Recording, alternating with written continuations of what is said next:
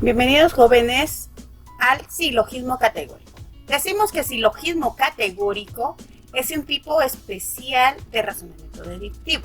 Consta de 3 proposiciones, las cuales reciben el nombre de premisas y una tercera que se desprende de estas llamada conclusión.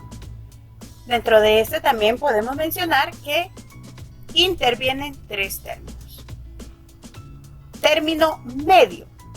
Nuestra definición nos indica que el término medio aparece en las 2 premisas, pero no en la conclusión. Puede aparecer como sujeto y a la vez como predicado.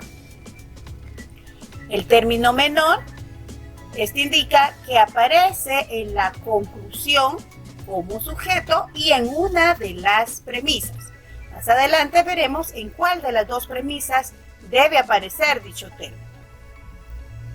El término mayor, que aparece en la conclusión como predicado y en una de las premisas. Donde aparece el término mayor, ese es el nombre que se le da a su respectiva premisa. Acá tenemos las premisas que conforman un silogismo. Dados los juicios, todos los estudiantes son inteligentes, todos los sancarlistas son estudiantes, por lo tanto, todos los sancarlistas son inteligentes. La primera, la cual indica todos los estudiantes son inteligentes, recibe el nombre de primera premisa o premisa mayor. Dentro de esta se ubica el término mayor. La segunda premisa recibe el nombre de premisa menor, incluye el término menor. En este caso, sabemos que el término menor se identifica con una S. Y en la conclusión, donde aparece, todos los sancarlistas son inteligentes. Figura del silogismo. Recordemos que la figura del silogismo lo determina la posición del término medio. Para recordar, el término medio se identifica con una M. El término mayor se identifica con una P y el término menor con una S. Veamos entonces. Figura número 1. Tomando en cuenta que este representa a la primera premisa, en la primera premisa el término medio aparece como sujeto y el término mayor aparece como predicado. En la siguiente premisa aparece el término mayor como sujeto y el término medio como predicado. Y una conclusión donde aparece como sujeto el término menor y como predicado el término mayor. Figura número 2 cambia totalmente la posición del término medio. En la primera premisa aparecerá como predicado. En la segunda premisa aparecerá también como predicado. Figura número 3. El término medio aparece como sujeto y en la segunda premisa también aparece como sujeto. Figura número 4. El término medio aparece como predicado en la primera premisa y como sujeto en la segunda premisa. Y tenemos la conclusión. Dados los juicios, todos los estudiantes son inteligentes. Recordemos que esto representa la primera premisa o la premisa mayor. Todos los sancarlistas son estudiantes, segunda premisa o premisa menor. Y la conclusión, todos los sancarlistas son inteligentes. Identifiquemos entonces. Todos los estudiantes son inteligentes como la primera premisa. Todos los sancarlistas son estudiantes, la segunda premisa o premisa menor porque incluye el término menor. Y la conclusión. Ahora vamos a identificar cada uno de los términos. Si recuerdan, dijimos, el término medio aparece en las 2 premisas, pero no aparece en la conclusión. En este silogismo, estudiantes representa al término medio. El término mayor aparece como predicado en la conclusión y en una de las premisas. ¿Qué quiere decir esto? Que en la primera premisa o la premisa mayor, el término predicado está representando, en este caso, al término mayor, el cual indica inteligentes. El término menor aparece en la premisa menor y como sujeto en la conclusión. Estos son los tres términos que conforman el silogismo categórico. Para determinar si un silogismo es válido o inválido, debemos analizarlo para determinar cuál es el modo. ¿Y a qué me refiero con modo del silogismo? El modo del silogismo está representado por la combinación de las figuras y los tipos de juicios que conforman el silogismo. Recordemos que hay diferentes combinaciones. Para identificarlos usamos la mnemotecnia. ¿Qué significa esto? Que es más fácil recordar una palabra que recordar una combinación de 3 letras. En la figura número 1 vamos a encontrar estos 4 modos del silogismo: Bárbara, Celarén, Darí y Ferio. En este caso, las 3 A que aparecen en esta palabra representan la combinación de los tipos de juicios que conforman el silogismo.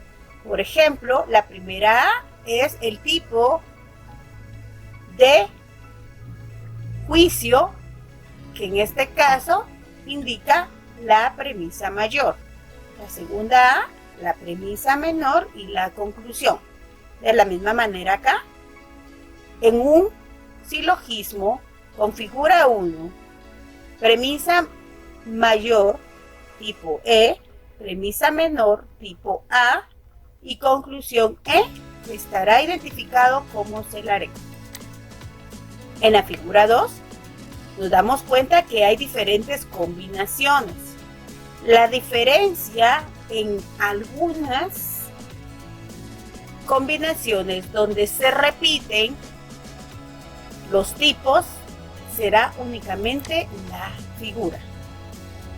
Por ejemplo, en este caso, en la figura 1 tenemos la combinación E y O, acá la vamos a identificar como Ferio.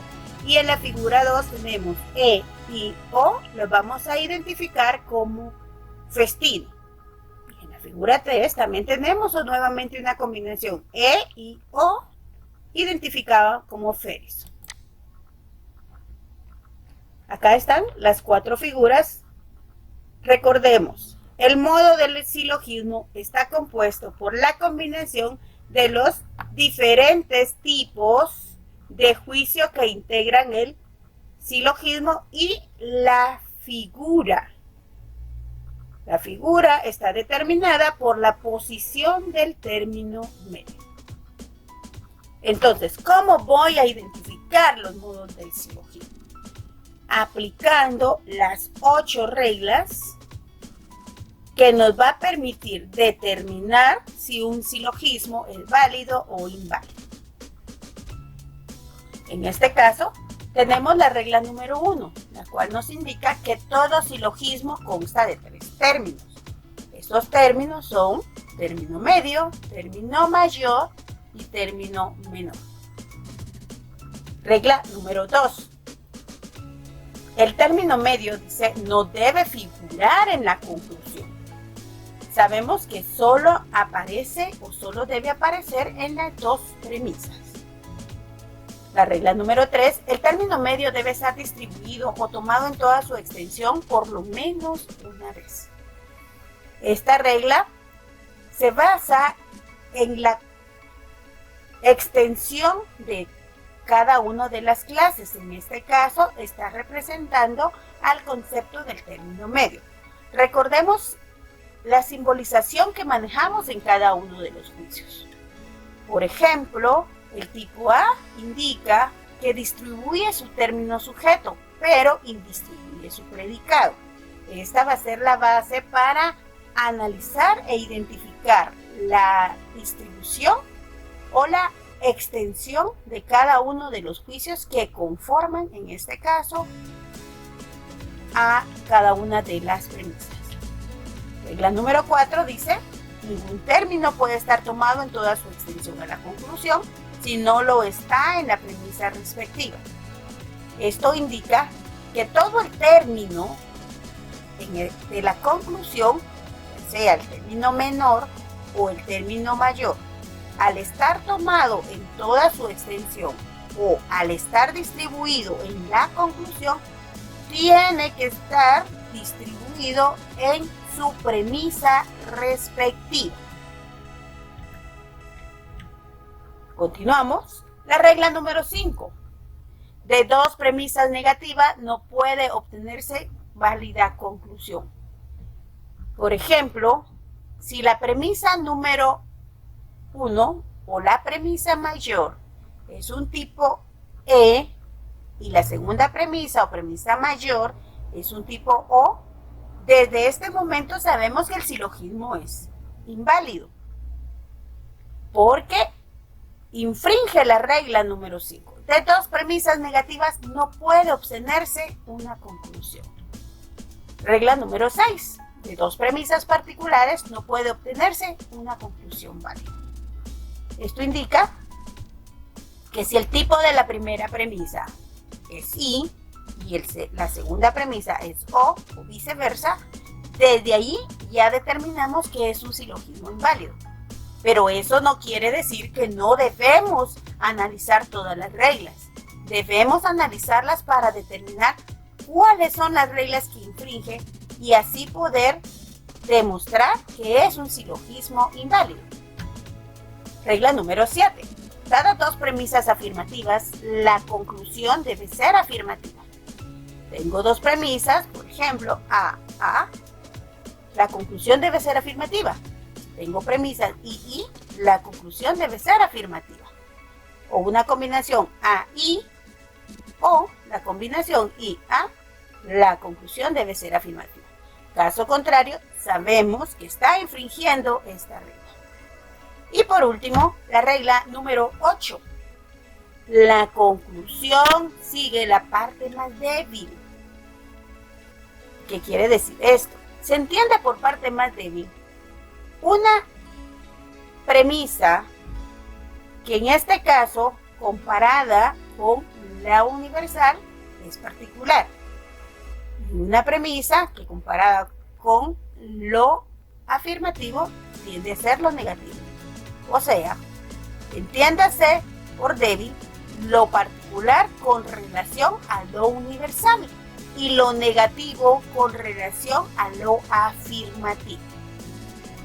En esta regla tenemos que tomar en cuenta que la relación que existe para comparar la debilidad de la conclusión es con las dos premisas. O sea, debemos comparar esas dos premisas para determinar cuál es la parte más débil. Entonces, jóvenes, a continuar practicando la validez o invalidez de los silogismos.